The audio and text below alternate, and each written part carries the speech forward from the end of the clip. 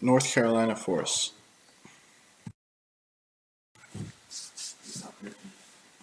Created by Ryan Decker, Alex Munn, and Tyler Richards. Our forests are home to an abundance of wildlife and vegetation. 60% of North Carolina's territory is covered by forests. Forests provide us with recreational uses such as hunting, climbing, birdwatching, biking, hiking, in addition to an abundance of natural resources. However, our forests are slowly being destroyed due to a number of reasons, including natural causes such as forest fires and flooding. Other causes include human activity and growth. In fact, humans are the biggest contributor to the deforestation in North Carolina. If we don't start to make an effort to reverse these forces now, our forests will continue to be turned to nothing.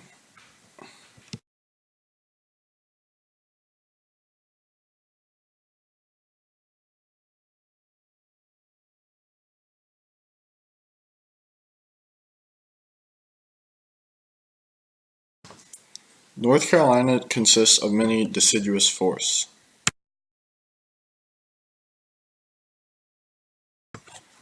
Trees found in deciduous forests include coniferous firs, oaks, maples, and pines. These forests are characterized as having 4 distinct seasons: a spring, summer, autumn, and winter. During the fall, the majority of trees lose their leaves, which provides nutrients for the soil and encouraging growth. The climate of deciduous forests includes hot summers, cold winters, and around 30 to 60 inches of rainfall a year. Famous North Carolina forests include Nantahala, Pisgah, Uwharrie, and Croatan. All 4 are U.S. national forests.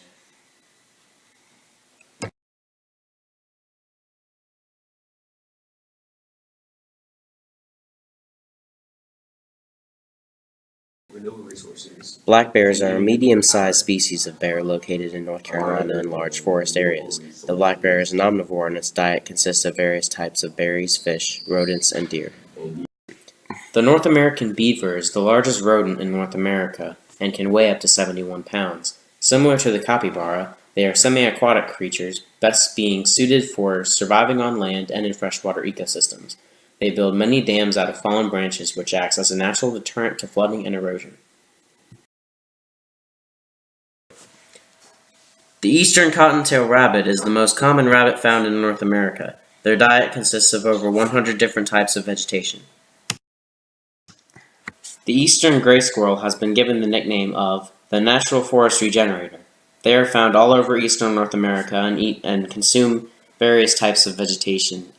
The red fox is the largest of the true fox family, and they are omnivores and they consume various vegetation, small rodents, and bird eggs.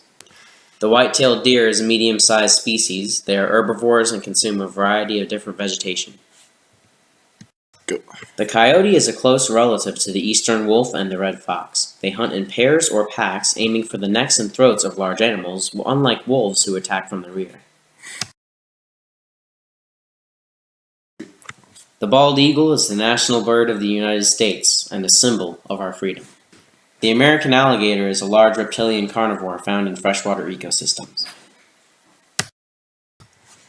The eastern diamondback rattlesnake is one of 2 rattlesnakes found in North Carolina.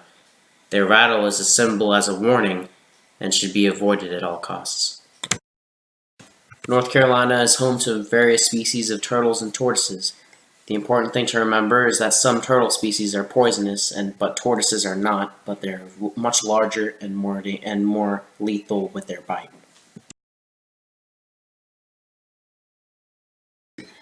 Deforestation is the permanent damage to an ecosystem, where trees are cleared and then not replanted. Humans most commonly clear forests for agricultural and urban uses. They also clear for lumber, which is then used for making wood-based products. Humans, however, are not the only causes of deforestation. Forest fires are responsible for millions of acres lost each year. Extensive flooding can also drown trees as well as uproot them.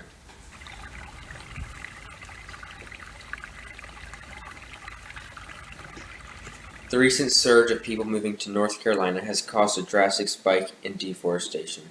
For example, Raleigh has had a 46% growth in population over the past decade. Thousands of acres are being cleared to make way for new homes, businesses, and schools. The lumber industry is clearing forests for uses in wood and paper products. The future outlook for North Carolina's forests is not seemingly well, as we lost 5.9% of our forests, or about 1 million acres, between 1982 and 1997. It is predicted that we will lose 5.5 million acres by 2040.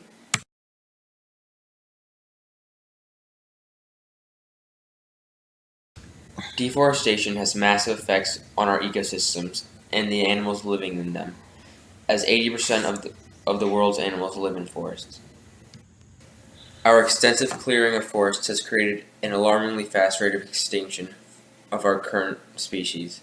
According to National Geographic, animal populations dropped by 58% between 1970 and 2012, largely as a result of human activities. The World Wildlife Foundation predicts that 2/3 of the world's vertebrate species will be extinct by 2020. This massive drop in animal species will cause biodiversity levels to plummet. Good. Animals are further affected by habitat fragmentation. This occurs when habitats become broken up and segmented. This fragmentation forces animals to travel across man-made structures, often roads, which kills large amounts of animals each day. Another effect of deforestation is the increased amounts of greenhouse gases in the atmosphere. Trees help remove greenhouse gases from our air, and with less of them, there will be less removal of these gases, thus increasing the rate of global warming. When trees are removed, there is nothing holding the soil in place. This makes it easy for the soil to wash away or erode. This affects agriculture, as the nutrient-rich topsoil is washed away. The soil is then washed into our waterways, which then increases the water's turbidity. This can harm aquatic life. It is important to preserve our forests as they are crucial to our environment and our own health. By removing them, we are decreasing plants and animals' quality of life as well as our own.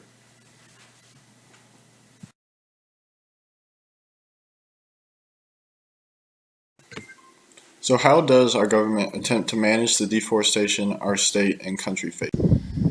Well, there are a number of state and federal policies which attempt to tackle this problem. One of the big policies is the State Environmental Policy Act. This act is meant to encourage wise, productive, and beneficial uses of our state's natural resources while maintaining a healthy environment. This act was originally adopted in 1971. On the federal level, the Forest and Rangeland Renewable Resources Act aims to do practically the same thing as the NC State Environmental Policy Act. Its goal is to authorize the long-range planning by the United States Forest Service to ensure the future supply of forest resources while maintaining a quality environment. In addition, the National Environmental Policy Act is meant to promote the enhancement of our environment. Even though this goal is very broad, it definitely makes an impact in the fight to preserve U.S. forests. The Environmental Protection Agency has also created many acts and programs to help out with environmental problems affecting ecosystems. Some acts include the Clean Air Act, Clean Water Act, Federal Land Policy and Management Act, National Forest Management Act, and the National Park Service Organic Act.